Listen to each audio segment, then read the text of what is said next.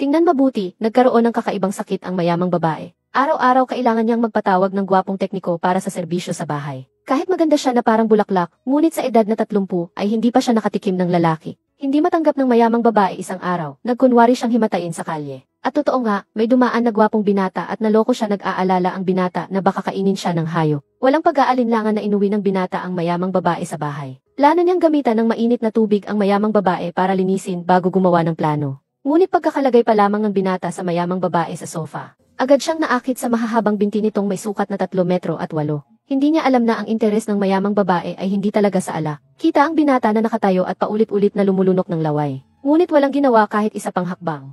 Kaya nagdesisyon na ang mayamang babae na hindi na magpanggap. Kanina ka ba nakatingin sa akin?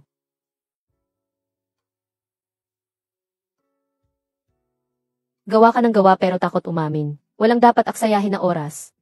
Kunin na agad ng mayamang babae ang binata. Pero kahit ganoon pa man, nananatiling matatag ang binata. Narinig ng mayamang babae na bumilis na ang tibok ng puso ng binata. Kaya't agad na siyang tumingin sa binata gamit ang ganoong tingin. Nakakalungkot sa huli, tinulungan pa rin ng binata ang mayamang babae na maayos ang kanyang problema. Ngunit sa kanyang hindi inaasahan nagising ang mayamang babae at pinagsisihan ang kanyang padalos-dalos na desisyon kagabi. Ngunit sa puntong ito ang pinakamahalaga ngayon ay huwag hayaang magsalita ang binata tungkol dito. Dahil ang mayamang babae ay kilalang-kilala bilang isang tanyag na babaeng sihi sa lugar. Hindi ko hahayaang sirain ng bagay na ito ang aking reputasyon, kaya't nagbihis siya at lumabas para sabihin sa binata. Ang nangyari kagabi ay parang hindi nangyari. Wala akong utang sa'yo. Wala ka ring utang sa akin. Kung nais mo, sasagutin kita. Ang mayamang babae ay hindi natuwa nang marinig ito. Diretsahan kong sasabihin, nakatira ka sa paupahang bahay, ano ang ipapanagot mo sa akin? Ang sahod mo sa isang taon ay hindi pa kasing dami ng baon ko sa isang araw, gagamitin mo ba ang iyong mga pangarap at paniniwala para panagutan ako? O baka naman hindi ka pa kontento sa nakuha mo kagabi, at gusto mo pang makakuha ng mas marami? Huwag kang mangarap ng mahigit sa iyong makakaya.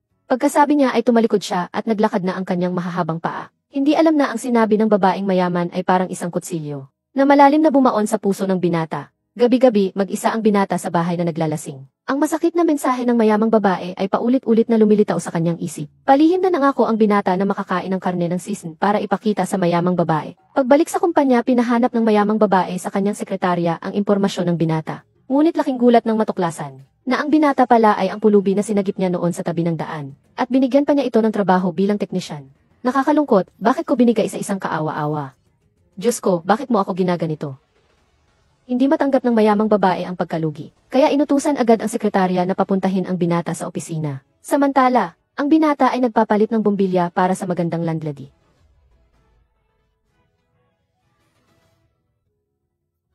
Ano ang tinitingnan mo? Baka magkastay ka. Oy! Ayos ka lang ba? Yikong! Yikong! Yikong! Anong nangyari sa'yo? Okay ka lang ba? Kung saan nakaturo ang espada ng Zushen, nandoon ang kinaroroonan ng pinuno. Iutos. Tipunin ang 100,000 sundalo ng Ming Shenwei. Sumama kayo sa akin. Malugod na tinatanggap ang pagbabalik ng pinuno ng palasyo. Ayos lang, mabuti naman. Natatakot ako. Kakaiba sa loob ng katawan ko. Parang may dumagdag na mahiwagang kapangyarihan. At saka, ang mga larawan sa isip ko. Ano nga ba ang mga ito? Ito ba'y aking alaala? Kung wala kang ginagawa, umalis ka na. Huwag kang mamatay sa bahay ko. Makakaapekto ito sa halaga ng bahay. Ate Zhao, anong oras na ba ngayon? Lagpas na siguro ng alas negatibo siyam. Naku. Kailangan kong bumalik sa trabaho. Boss Lin, hindi ko talaga alam na kayo iyon noon. Hindi ko talaga gagawin. Tumahimik ka. Ayoko nang marinig ang tungkol dyan. Kahit na ako ay nasa ilalim ng pagmumuni-muni, ang sinasabi ko ay nananatili pa rin. Kung gusto mo, paninindigan kita. Paninindigan. Tanggapin ang binigay ko sa iyo. 4,000 piso na sweldo. Paninindigan mo ako, ganun ba? Ibibigay ko ang puso ko sa iyo. Huwag ka nang magsalita pa. Sinabi ko na sa iyo. Hindi tayo magka-level. Huwag kang mangarap ng di makatotohanan. Pumasok ka. Masama ito, Yailing. Halos sabay-sabay na tumawag ang mga supplier para maningil. Pati bangko, ni-freeze ang account natin. Naubos ang ating pondo.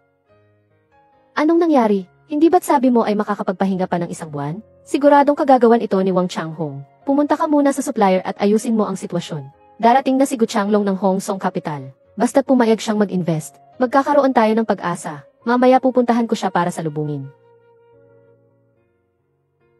Ginoong Ling, narinig ko na may konting problema sa kumpanya ninyo kamakailan. Ang mga bagay sa aming kumpanya, hindi na kailangan pang alalahanin ni Ginoong Wang. Ginoong Ling, ang sinabi mong iyon.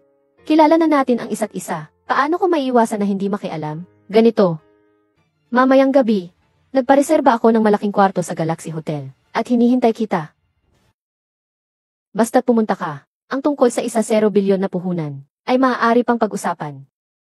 Hay nako, naniniwala ako na ang kinabukasan ng Fuyao Group, ng ilang libong empleyado, ay nasa isang desisyon ni President Ling. Gagawa ka ng tamang pagpili, di ba President Ling? Haha.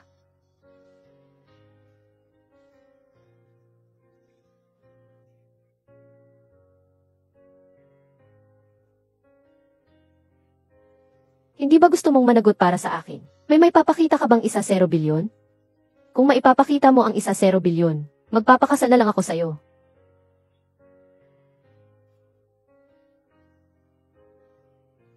Kalilimutan ko na lang. Hindi mo na kailangang sabihin pa. Yung bagay na yon, ituturing ko na lang na hindi nangyari. At ayoko na rin kitang makita muli.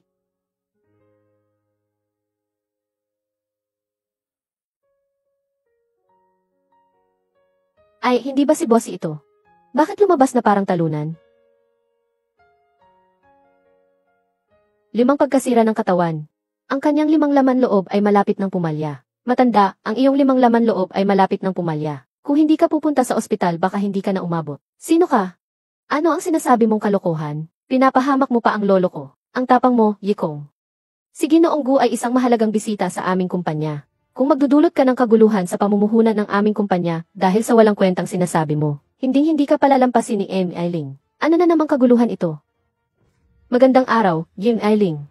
Malugod kang tinatanggap ni Avis Gu sa pagbisita mo sa kumpanya. Napakabait nyo, Jim Ailing. Pareho lang tayong may kailangan sa isa't isa. Ano nang nangyari kanina? Ganyan talaga si Ginoong Ling. Kanina nga, habang tinatanggap namin si Ginoong Gu, biglang lumabas si Ye. Sinabi niyang malapit nang mamatay si Ginoong Gu. Hindi ba't parang isinumpa niya ang matanda? Hindi mo siya dapat palampasin. Ikaw na naman. Kung alam ko lang na ganito ka, isang walang silbing tao na mas madalas makasira kaysa makatulong. Hindi sana kita tinanggap noon pa man. Umalis ka na. Tanggal ka na sa trabaho. Ginoong Ling, hindi ko sinumpa ang sinuman na mamatay. Sinasagip ko ang iyong mga kliyente. Sabi mo pa, ayoko nang pakinggan ang sinasabi mo. Ngayon din, agad, mawala ka sa harapan ko. CJ, aalis na ako. Hey, ikaw. Ginoong Gu, pasensya na po sa nangyari kanina. Sana'y huwag niyo pong intindihin. Maliit na bagay lamang. Hindi mo kailangang alalahanin, Ginoong Ling. Sana'y maigi mong disiplinahin ang iyong mga tauhan sa susunod. Kung sakaling may mangyari sa aking lolo, wala ni isa sa inyo ang makakapanagot. Sino nang mag-aakalang pagkasabi ng mga iyon si lolo ay bigla na lang bumagsak habang hawak ang kanyang dibdib? Ano nang nangyari kay lolo? Tawagin ang ambulansya. Dali, tawagin ang ambulansya. Masyadong mabagal kung aantayin pa ang ambulansya. May ospital sa tabi lang. Dalhin na muna sa ospital. Ah, Ginoong Ling, ako na ang magdadala. CJ, lolo, ngunit hindi inaasahan ng lahat na dumating na ang tauhan ng binata dito. I-lock ang lugar na ito para sa akin. Hanggat hindi pa natatagpuan ang pinuno, walang sinuman ang gagalaw na walang pahintulot ko. Kahit isang langaw ay hindi dapat makawala.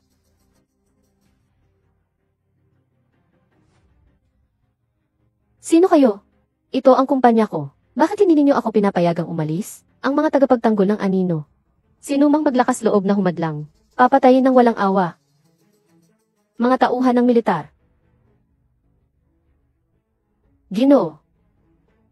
Bigla ang inatake sa puso si Ginoong Gu, napakadelikado ng sitwasyon, kailangang agad na gamutin. Pakiusap na pagbigyan mo kami, paalisin mo muna sila. Ako ang presidente ng Fuyao Group. Ano man ang kailangan, maaari mo akong utusan ng lubos.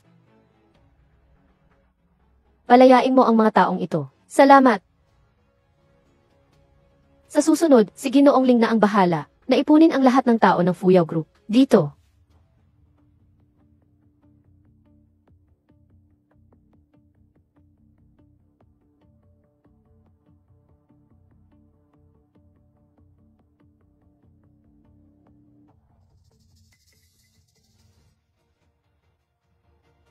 Kakaiba. Kanina, malinaw na itinuro ng espada ng Diyos ang lugar na ito. Bakit walang reaksyon ngayon? Posible bang umalis na ang leader? Lahat ba ng tao ay nandito na, Ginoong Ling?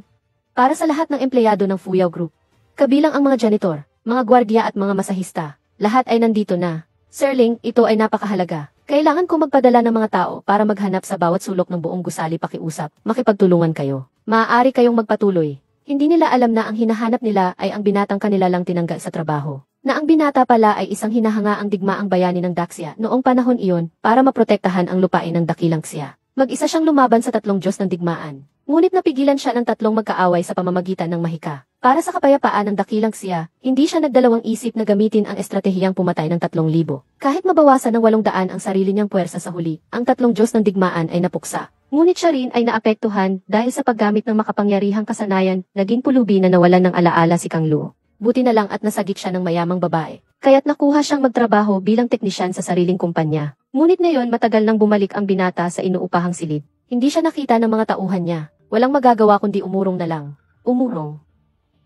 Samantala, matapos maihatid ang matanda sa ospital, sinabi ng doktor sa kagalang-galang na anak ni Igu na hindi na maisasalba pa ang buhay ng matanda. Maraming bahagi ng katawan niya ay nanghihina na. Nang marinig ito, agad na alala ng babaeng sihi ang payo ng binata. Naisip niya ito, agad niyang tinawagan ang mayamang babae. Presidente Ling. Ngayong umaga, yung tao na gusto ninyong tanggalin. Sino siya? Maaari ba siyang makontak? Gusto ko siyang makita. Siya ay si Ikong. May kailangan ka ba sa kanya? Katatapos lang magbigay ng abiso ng ospital. Sabi nila malapit nang mawala ang lolo ko. Parehong-pareho ang sintomas sa sinabi niya. Ano? Paano nangyari ito? Kung nakita ito ni Ikong. Ang sakit ni lolo, baka sakali, may paraan siya para iligtas si lolo. Pwede ba pakiusap na tulungan ninyo kami, makipag-ugnayan sa kanya, at hilingin sa kanya na iligtas si lolo. CJ, huwag kang mag-alala, hahanapin ko siya para sa iyo.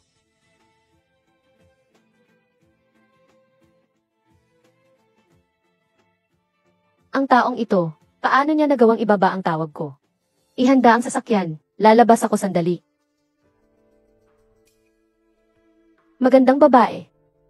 Sino ang hinahanap mo? Sa kalagitnaan ng araw ano ang ginagawa mo? Idilat mo ang iyong mga mata, tingnan mong mabuti. Ako ito.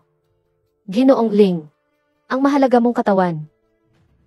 Pumunta sa sira kong inuupahang bahay. Ano nang ginagawa mo? Yikong. Paano mo nalaman na may sakit si Gu Changlong? Hindi ko rin alam, nagsasalita lang ako ng walang basehan. Ikaw. Yikong. Pwede mo ba akong tulungan ng isang pabor? Pwedeng gamutin si Gu Changlong. Ang kanyang pamumuhunan ay talagang mahalaga sa akin. Ling. Alam mo naman, isa lang akong masahista. Ay, hindi tama. Ngayon, hindi na ako masahista. Natanggal na ako sa trabaho. Sinasabi mo na tulad kong tao. Paanong makapagliligtas ng buhay? Yikong, huwag kang hindi marunong tumanggap ng kabutihan. Maliban na tanggalin kita sa trabaho, tignan mo ang mga ginawa mo. Sumagot sa nakatataas ng tao. Pagalit sa mahalagang kliyente ng kumpanya. Alin sa mga ito, hindi sapat para matanggal ka ng 10 beses. Talagang matalino si Ginoong Ling. Wala akong masabi.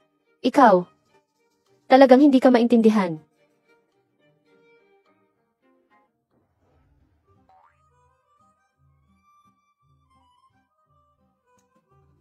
Yikong, pakitulong sa akin.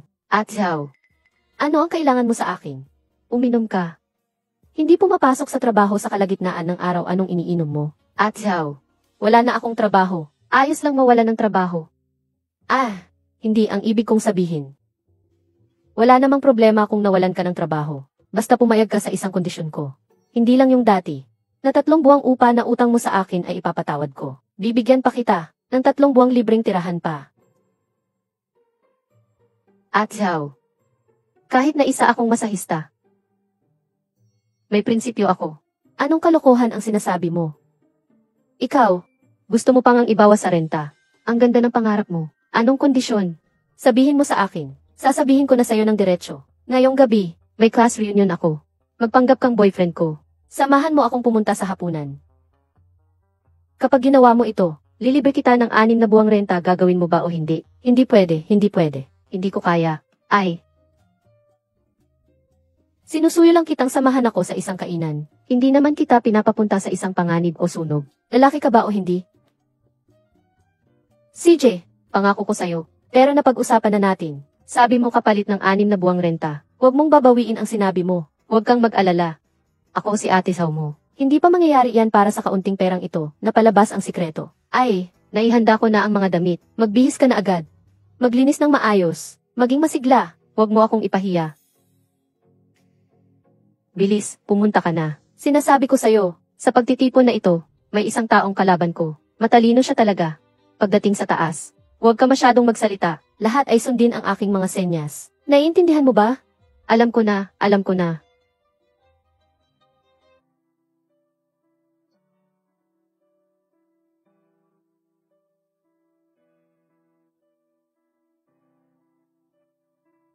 Hoy! Ano nang nangyari? Kilala mo ba siya? Hindi kilala. Ako na ganitong tao. Paano makikilala ang ganitong tanging anak ng langit? Hindi nila alam na ang mayamang babae ay dumating para makipagtulungan kay Ian Liwang na may masamang balak sa kanya. Kahit alam ng mayamang babae ang balak ni M. Wang, upang hindi mabangkrap ang kumpanya, nagpasya na siyang isakripisyo ang sarili. Kahit na magamit siya ni Wang Changhong ngayon, hindi naman mawawala ang laman. Hello, Amo Ling. Kumusta na ang pinakiusap ko sa iyo?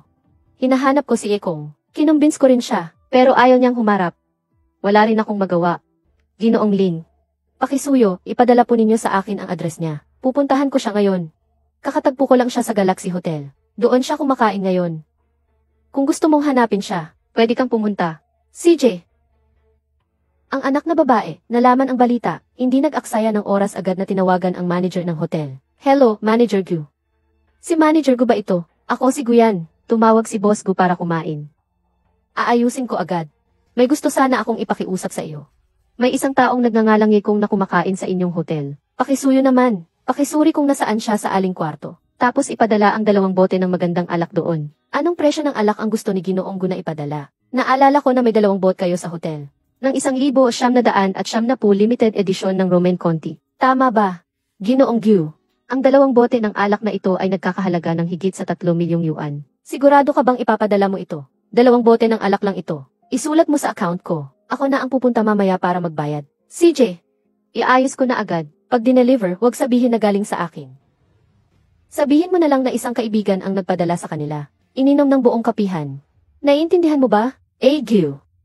Napakamahal ng alak na ito. Bakit mo ito ipinaabot ng walang pangalan? Sa ngayon, hindi ko pa maipaliwanag. Baka hindi niya matanggap. Gawin na lang muna natin ito. Opo, huwag kayong mag-alala, Ginoong Gu. Ihanda ang sasakyan. Pupunta ako sa Galaxy Hotel. Opo. Ginoong Ling. Haha. Pasensya na. May inasikaso lang ako. Walang problema. Kakarating ko lang din ilang minuto pa lang. Ginoong Ling. Uy, Ginoong Ling. Anong brand ng skincare ang gamit mo? Ang ganda ng pagkakaalaga sa mga kamay mo. Ginoong Wang, maupo po kayo. Na-order ko na ang pagkain. Sandali lang at darating na ang waiter para ihain ito. Walang problema. Mahaba pa ang oras natin ngayong gabi. Walang pagmamadali. Dahan-dahan lang. Tama nga pala, Zhao Yu. Anong trabaho ng boyfriend mo? Sabihin mo nga sa lahat. O baka naman. Siya, hindi niya masabi. Haha. Ang boyfriend ko ay isang contractor. Wala namang ikinakahiya. Ayaw ko lang magyabang tulad mo. Kontrata ng konstruksyon. Bakit pakiramdam ko hindi ganun? Ganito kasi siya. Mukha siyang manggagawa. Ikaw, sa pamantayan ni Xiao Yu. Bakit siya pipili ng manggagawa? Surong, sobra ka nang mag-isip. Pagdating sa mga proyekto, ang Red Pine Group namin ay nakapag-invest na sa maraming proyekto. Lahat ay mga malalaking proyekto na higit sa 0 bilyon. Hindi ko alam, kapatid na ye. Saang kumpanya ka ba nag-aasikaso? Pasensya na. Pupunta muna ako sa banyo.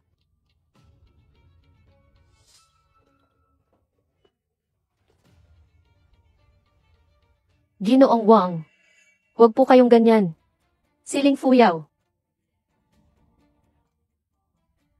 Ginoong Wang. Huwag po kayong ganyan. Ginoong Ling. Tayo ay hindi gumagamit ng paligoy-ligoy na salita. Nang dumating ka, dapat ay alam mo na. kung ano ang magiging kahinatnan. Gusto mong makuha ang 1-0 bilyong pautang mula sa akin. Kaya magpakabait ka. Huwag mo akong galitin. Hahaha. Ay. Ginoong Wang. Hindi ako ganoong klaseng tao. Pakiusap, igalang mo ako. Ginoong Ling. Gagawin ko ito ng dahan-dahan. At lubos kitang igagalang. Naiintindihan ko. Naiintindihan. Ikaw na matandang manyak. Yikong, ano nang ginagawa mo? Bitawan mo siya. Pinoprotektahan mo pa rin siya. Kung paano niya ako tratuhin, ay akin na yun. Hindi mo na kailangang makialam. Sinabi ko na sa iyo. Ayoko na kitang makita ulit. Paumanhin. Humihingi ako ng tawad para sa kanya. Ang bagay na ito. Hindi ko ito palalampasin. Huwag kang mag-alala, Ginoong Wang. Sisiguraduhin kong bibigyan kita ng paliwanag. Yikong, ikaw ba ay ipinadala ng langit para lang kontrahin ako? Bakit lagi kang nandyan sa mga kritikal na oras at hinahadlangan ang aking negosyo? Tawag mo ba dyan ay hadlang sa iyong negosyo? Hindi ako kasing tanga ng iniisip mo. Marami na akong nakita sa mga nangyayari sa negosyo. Alam ko kung paano ito harapin. Hindi ko kailangan maging pabigat dito. Isang mahusay na pabigat. Ling Fuyao sa puso mo. Sa tingin mo ba, walang anumang bagay na mas mahalaga kaysa sa tinatawag mong karera, kaysa sa pera? Kung ang matandang iyon, si Yumian, ay hihilingin sa'yo na isakripisyo ang ngipin mo, bago kanya bigyan ng 1-0 bilyon na puhunan. Papayag ka rin ba? Oo, nakiusap siya sa akin. At least mabibigyan niya ako ng 1-0 bilyon. Ang iyong, kinuha mo ang pinakabagong una kong karanasan. Ano ang maibibigay mo sa akin? Ling Fuyao. Nagkamali ako sa pagtingin sa iyo. Nabulag si Yekong, hindi ko nakita na ganito ka palang klase ng babae. Anong klaseng babae ba ako? Hindi kita kailangang pakialaman. Ang mga bagay ko. Sana sa hinaharap hindi mo na ako pakialaman. Hindi naman talaga tayo magkauri. At wala ring magiging ugnayan sa hinaharap. Ang babae na tulad mo, ay hindi nararapat na magkaroon ng ugnayan sa akin.